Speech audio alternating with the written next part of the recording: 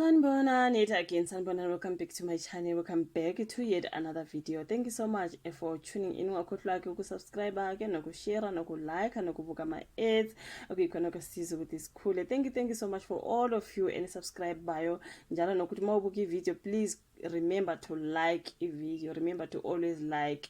Nasikhulumeni ke ngokudlula emhlabeni kaDade uWinnie Khumalo. I think ngingezwe somehow I think ngibonile i video kaNtombi eyiningi, isabelo Ntombi eyiningi ekhuluma ngokuthi ke banokuthi abaculi ke benakwe bengasekho. I also heard it from ngesikhathi kwakushona there's another quite artist who passed away onyakeni odlule, babekhuluma ukuthi kungani kanti benakwa sebedlulile emhlabeni uma besaphila akekho umuntu onendaba, kodwa mangabe nje kumenyezela ukuthi umuntu othile sekadlulile emhlabeni khona ke manje abantu bephakama. Okay, yeah, into ekanjalo bafethu sokuntombi eyiningi ukukhuluma ke ngokuthi ubenganakiwe, unakwe engasekho, ekhuluma ke isihlobo sakhe ke uWinnie Khumalo odlulile emhlabeni emalangeni. Uthi yize kukhala ngapha nangapha ngokudlula emhlabeni kwenkakhe emculini kwe-Afropop uWinnie Khumalo, kodwa basondelene naye kakhulu, naye abaneme ngokungakhathalelwa kwalo mzilili usaphila. Usabelo Ntombi eyiningi sithole kutshele izintatheli ze-SABC News ukuthi uzibonele ngawakhe ephalaza igazi elinamahluli ngaphambi kokushona endleleni ephuthunyiswa esibhedlela, which is so sad bafethu. Now kubuhlungu ukubona abantu abakhulu ke kule ndima yobezobuciko sebefika manje kwakhe sebezothi singalekelela kuphi. Wow, okay. Uthena ke uWinnie ushone esengumtshingo bethwa ngubani, ukuthi kubuhlungu ukuthi amaciko anganakwa bezowanaka engasekho, ukuthi anginandaba ukuthi ubani uthini. Imboni yobuciko yenzele phansi inqwaba yamaciko, ikakhulukazi abantu abayibekile induku ebandla njengomama uWinnie Khumalo. Uyihambile le ndlela, safunda kuye singamaciko. Kubuhlungu kakhulu ukubona abantu abakhulu kule ndima yezobuciko sebefika manje kwakhe sebezothi singalekelela kuphi. Ntombi eningi utheke into elimaza amaciko ukuthi afela ngaphakathi, kuze kwaba usuku lokhu agcina eyedwa enakekelwa uRethabile indodakazi yakhe, nathi izihlobo nabangani sazi ukuthi udlani.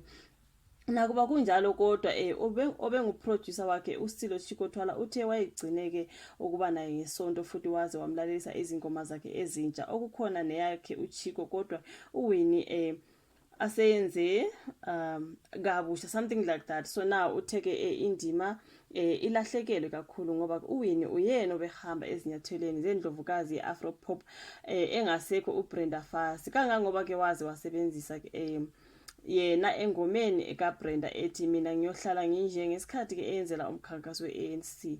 So no DJ Clear uthe ubexhumana noWinnie futhi uze wambizela ohlelweni lwakhe ku-Radio 2000 ngenhloso yokuqhakambisa komculo wakhe. So lolu hlelo uludlale ngolwesihlanu ngoba esekhumbula ke leli qhawekazi elaqala ukubeka induku ebandla ngenono elithi Hey Leti ngeminyaka yo-1980. So uWinnie ke ube na 51, uzalele eMofulo North eSoweto ngoJanuary 20 ngo-1973. Wakhuliswa ke ugogo wakhe, wafunda eVuyo Lower Primary, wadlulela ke Siyalwini Higher Primary ngaphambi kokuphothula ke ugrade 12 eMncube Senior Secondary School. Ungene kanjani emculweni ke? Wangena emculweni eneminyaka u-15 futhi wavelela ngenone elalithi Hey Lati, wabe esesebenza noChikothwala. Ngeminyaka yo-1990 wakhuza ibuya ke ngealbum yokholo eyaproducer ke uPastor Langadube eyayithi Izono Zami. Kusukela lapho ubesesebenza nezihlabane eziningi okubala kuzo oBrenda, iPure Magic, uSipho Mbele,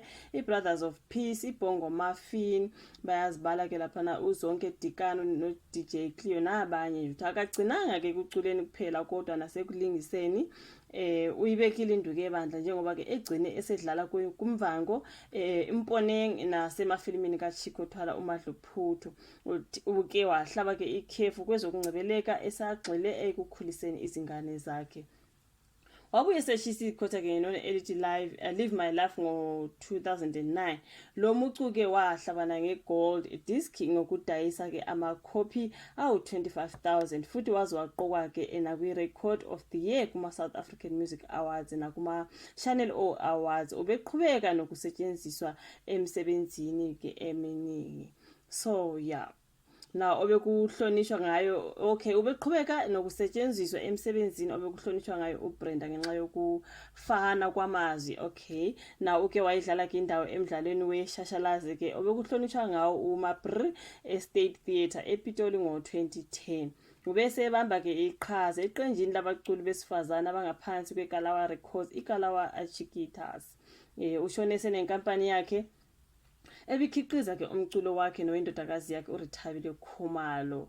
So umndeni wakhe kuthiwa kushiye ke indodana yakhe uNtando noRethabile, unina odadewabo abathathu nabazukulu abathathu. May so rest in peace. So kuthiwa ke untombi eyiningi ukukhuluma ngokuthi abaculi abaningi abanako uma besaphila noma behlupheka kanjani noma kungathini kusuke nje kuyibona nemndeni yabo, kodwa uma bethe balala sekukhona abafikayo ke bezothi singalekelela kanjani.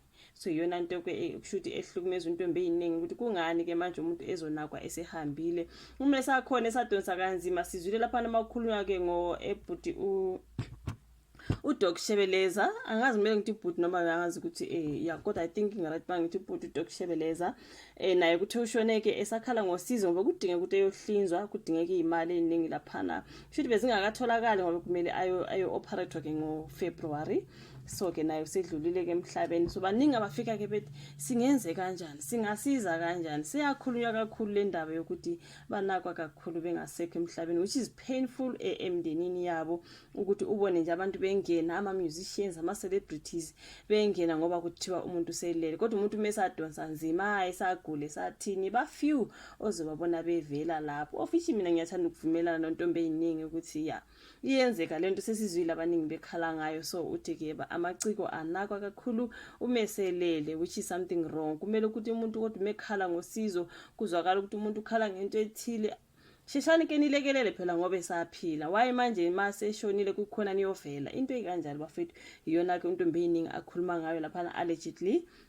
So angazi uzosho uvo lakho comment section, ulike ivideo, subscribe, share ke siphinde sibonane futhi kwenye video ezolandela. Bye.